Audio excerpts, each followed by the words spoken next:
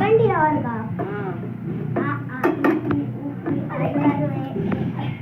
సరిగ్గా నుంచి చేతులు పెట్టుకో.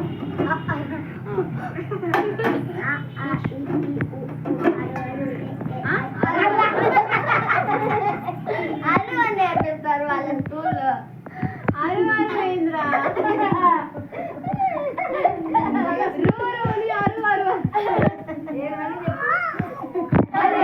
సరే చెప్పు మళ్ళీ చెప్పు. కరెక్ట్ గానే చెప్పావులే చెప్పు. వాళ్ళ స్కూల్లో అట్లా చదువుతారంట.